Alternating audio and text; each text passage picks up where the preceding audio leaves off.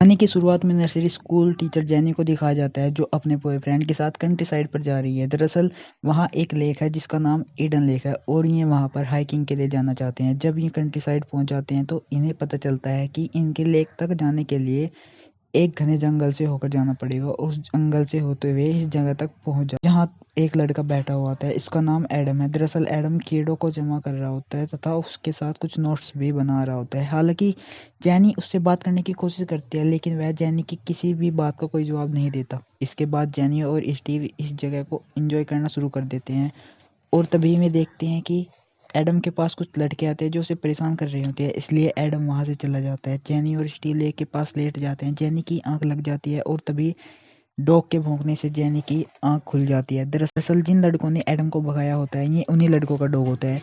वो अपने डॉग को वापस बुला लेते हैं। इसके बाद स्टीव स्विमिंग के लिए लेक के अंदर चला जाता है। जेनी लेक के किनारे बैठी रहती है। एक बार फिर वह डॉग जेनी के पास आ जाता है और उसके ऊपर भौंकने लगता है। स्टीव ये सब देख रहा होता है और इसे देखकर उसे बहुत गुस्सा आ जाता है। वो लेक से बाहर निकलकर उन लड़कों के पास जाता है और उन्हें समझाने की कोशिश करता है, पर ये सब बहुत बदतमीज होते हैं। ये सब स्टीव का मजाक बनाते हैं। स्टीव अपने टूर को खराब नहीं करना चाहता, इसलिए वो इन लड़कों को कुछ नहीं कहता और वापस लौट जाता है।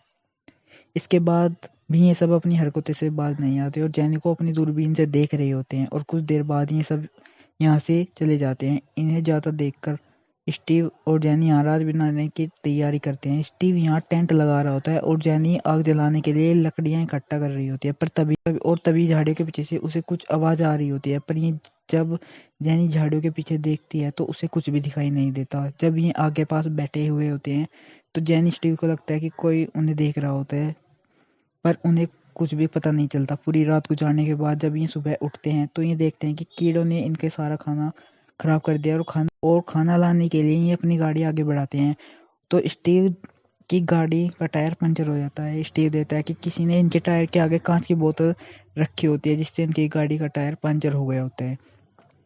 स्टीव समझ जाता है कि ये उसी ग्रुप का काम है जो कल लेक के पास था और जब ये शहर पहुंच जाते हैं तो ये देखते हैं कि ये वही ग्रुप है जो कल इन्हें परेशान कर रहा होता है। इसके बाद ये दोनों एक रेस्टोरेंट में आते हैं। यहाँ पर स्टीव होटल के ओनर से कहता है कि यहाँ एक बच्चों का ग्रुप है जो हमेशा साइकिल पे रहते हैं, वे बच्चे बहुत बदमाश हैं। पर रेस्टोरेंट की ओनर उसी को उल्टा सीधा कहना शुरू कर देती है, इसलिए स्टीव जेनी के साथ अपनी गाड़ी से निकल जाता है। तभी वो रास्ते में घर के बाहर उन बच्चों की साइकिल देखता है और स्टीव समझ जाता है कि यही बच्चों का घर उन्हीं बच्चों का घर है और स्टीव अकेला ही घर के अंदर चला जाता है, लेकिन घर के अंदर कोई नहीं होता। तभी घर का ओनर यहाँ आ जाता है। अब स्टीव घर के अंदर होता है और उसके पास बताने के लिए कोई भी रीजन नहीं होता कि वह घर के अंदर क्या कर रहा है, इसलिए उसे ऊपर से लटक कर यहाँ से नीचे उतरना पड़ता है। इस बार वह फिर से जैनी के साथ उसी लेक के पास जाता है। यहाँ आने के बाद स्टीव स्कूबा डाइविंग के लिए चला जाता है और जीनी की आंखें लग जाती है। अब स्टीव वापस आता है तो वो देखता है कि इनके पास वो बैग नहीं है जिनमें इनके सेल फोन्स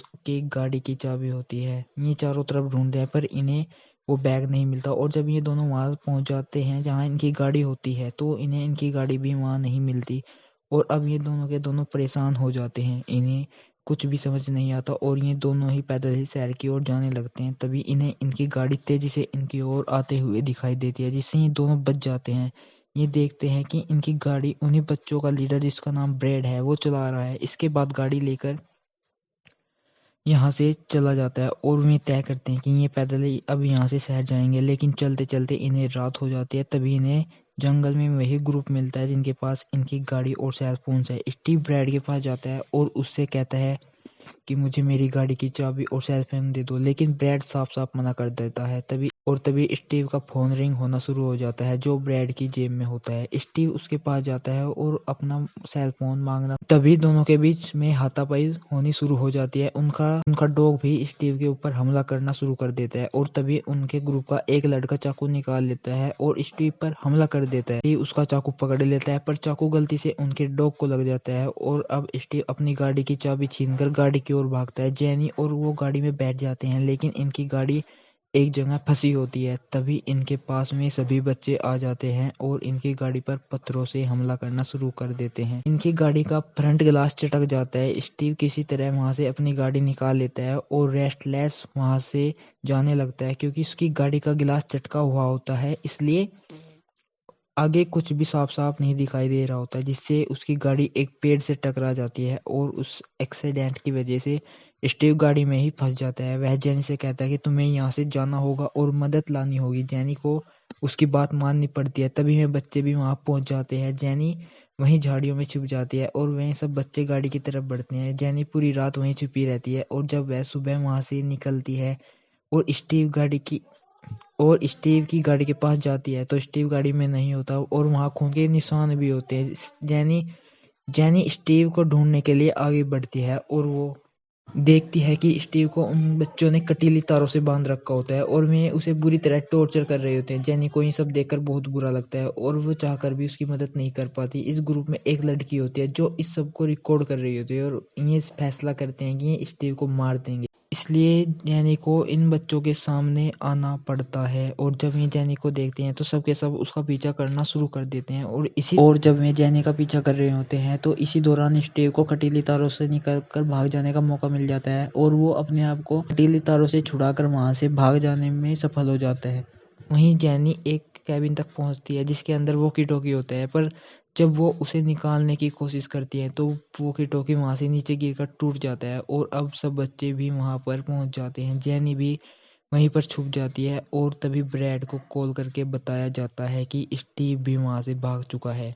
सबके सब स्टीव को ढूंढने के लिए जंगल में निकल पड़ते हैं। जेनी भी अब यहाँ से भाग जाती है और रास्ते में उसे स्टीव भी मिल जाता है जो बहुत ज़्यादा जख्मी होता है। वह उस स्टीव को लेकर वापस उसी केबिन में आ जाती है, पर अब यहाँ पर सबके सब बच्चे भी पहुंच जाते हैं क्योंकि उन्हें शक भी हो जाता है कि कैबिन में कोई ना कोई है। जो अब ये कैबिन में पहुंचते हैं तो उन्हें कैबिन में कोई नहीं मिलता। दरअसल जेनी स्टीव को लेकर कैबिन के नीचे पानी में चली जाती है जिस वजह से बच्चे उन्हें देख नहीं पाते।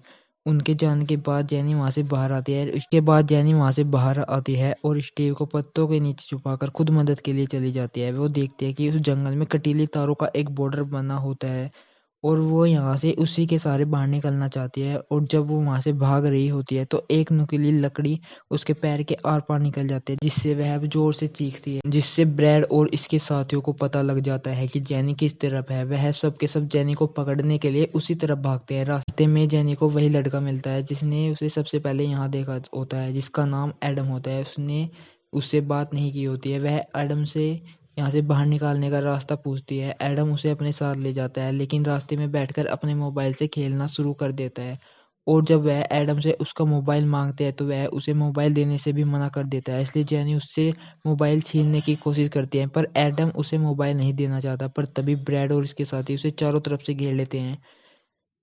यहाँ पर जेनी को पता चलता है कि एडम ने ही उन्हें मैसेज करके यहाँ बुलाया था।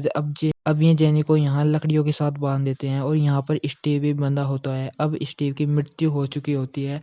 ब्रैड उन लकड़ियों को आग लगा देता है जो उसने स्टीव के चारों तरफ रखी हुई थी। अब जिस रस्सी से जेनी को बांधा होता है वो जलकर टूट जाती है। जेनी वहां से आजाद हो जाती है और अब जेनी भाग रही होती है तो ब्रैड जेनी से कहता है कि अगर तुम भागी तो मैं एडम को जान से मार दूंगा। ये सुनकर जेनी रुक जाती है लेकिन तब तक वो एडम को मार चुका था। अब जेनी भागते भागते एक जगह पहुंचती है जहां पर इस जंगल का मैप होता है। वो उस मैप को निकालती है और तभी उसे अपने आसपास उन बच्चों की आवाज आती है तो वह वहीं पर रखे हुए एक डस्टबिन के अंदर छुप जाती है और जब ब्रेड और उसके साथी यहाँ से निकल जाते हैं तो वह वहां से निकल जाती है। यहाँ पर एक कांच का टुकड़ा होता है जिससे वो कपड़े में लपेट लेती है। वह देखती है कि ब्रैड का एक साथी उसे देख रहा होता है और वह उसे जान से मार देती है और उसके बाद जेनी वहां से भाग जाती है और अब रात हो जाती है। तभी ब्रैड और उसके साथियों को उसके दोस्त की लाश मिल जाती है जिसे देखकर ब्रैड के एक साथी को बहुत गुस्सा आता है और वो निकलना चाहता है। ब्रैड उसे ऐसा करने से मना करता है लेकिन वो उसकी बात नहीं मानता, इसलिए ब्रैड उसे जोर जोर से मारना शुरू कर देता है जिससे उसकी मौत हो जाती है। और जब इनके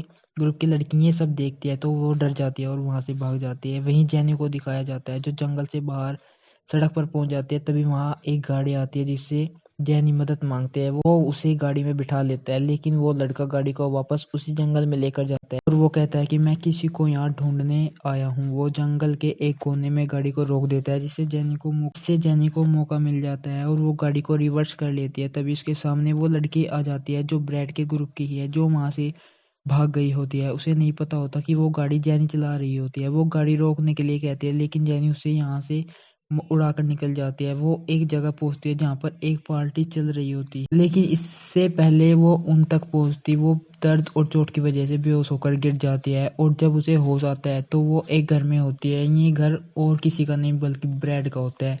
तभी ब्रैड का फोन आता है और वो सबको बताता है कि एक लड़की ने उसके सारे दोस्तों को मार दिया। ब्रैड के डैड समझ जाते हैं कि ये वही लड़की है। जेनी सबको एम्बुलेंस बुलाने के लिए कहती है, लेकिन कोई भी एम्बुलेंस नहीं बुलाता। जेनी को समझ आ जाता है कि यह ब्रैड का घर है, इसलिए वो अपने आप को बाथरूम में लॉक कर लेते हैं। लेकिन कुछ देर में ब्रैड के डैड दरवाजा तोड़कर उसे बाहर निकालते हैं। जेनी देखती है कि उसके सामने ब्रैड खड़ा है। वो सबको सब कुछ बताती है, लेकिन उस पर कोई भी विश्वास नहीं करता। ब्रैड कहता है कि जेनी और उसके बॉयफ्रेंड ने उसके सारे दोस्तों को मार दिया। उसके डैड उसे ऊपर जाने के लिए कहते हैं और खुद जेनी को बाथरूम के अंदर ले जाते हैं। उसके बाद हमें जेनी की चीखें सुनाई देती हैं। इसके बाद ब्रैड को दिखाया जाता है जो अपने दोस्त के मोबाइल से, जिसने सभी मर्डर्स को अपने और सभी टॉर्चर्स को रिकॉर्ड किया होता है, उस सभी डेटा को डिलीट कर देता है।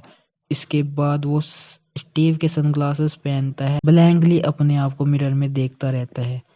ये एक हॉरर और थ्रिलर मूवी है जिसका एंड बहुत ही ज़्यादा नेगेटिव होता है। इसमें दिखाया जाता है कि डर आपको कितना कमज़ोर बना देता है। और आप उम्मीद है आपको ये मूवी पसंद आई होगी। मिलते हैं आपको अगले वीडियो में।